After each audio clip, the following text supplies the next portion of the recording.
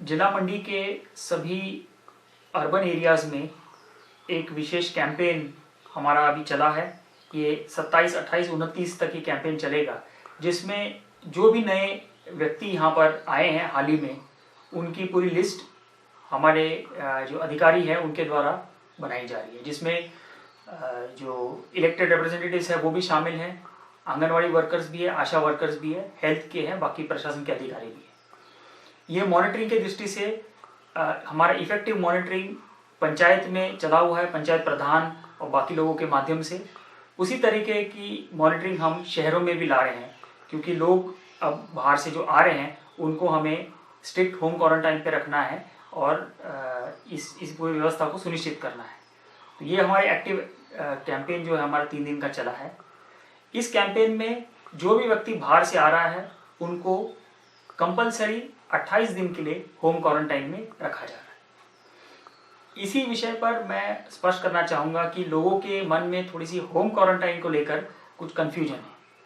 Home quarantine का मतलब है कि अपने आप को अपने घर में ही आइसोलेट करना। इसका ये भी अर्थ है कि जो व्यक्ति जिसको होम क्वारंटाइन करने के लिए बोला है वो व्यक्ति घर के अन्य सदस्यों के साथ भी उनका जो है मेल नहीं होनी चाहिए, उनसे भी दूर रखना है। अपना एक जो कमरा है उस कमरे में उनको सीमित रहना है उन दिनों के लिए। ये मतलब होता है होम क्वारंटाइन का। अगर परिवार के बाकी लोग भी अगर उस व्यक्ति से मिलेंगे अपने घर पे, खाना अगर इकट्ठा खाएंगे, अगर उनका आपसी जो है वो इंटरेक्शन बढ़ेगी, तो इससे वो लोग भी जो है इस बीमारी से संक्रमित हो सकते हैं और फिर पूरे परिवार को जो है वो क्वारंटाइन करना पड़ सकता है।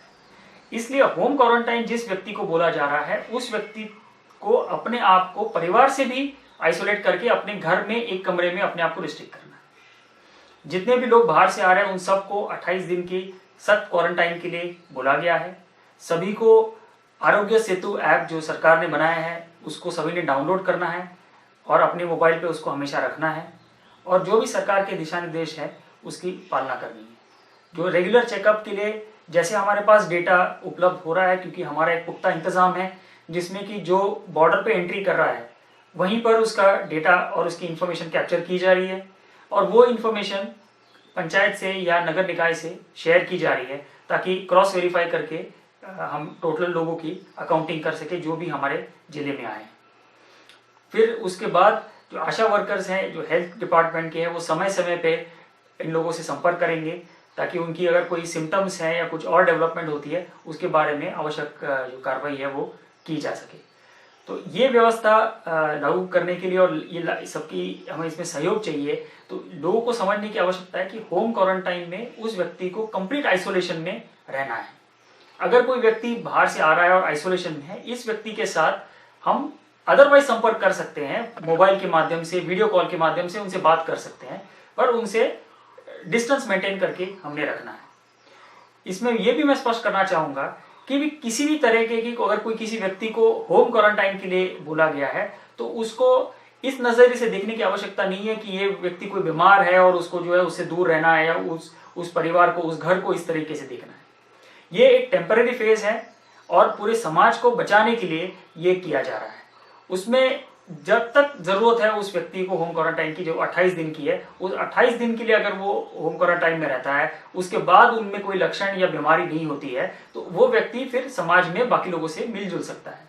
पर यह व्यवस्था पूरी कोरोना वायरस के इस दौर में सभी को एक्सेप्ट करनी पड़ेगी।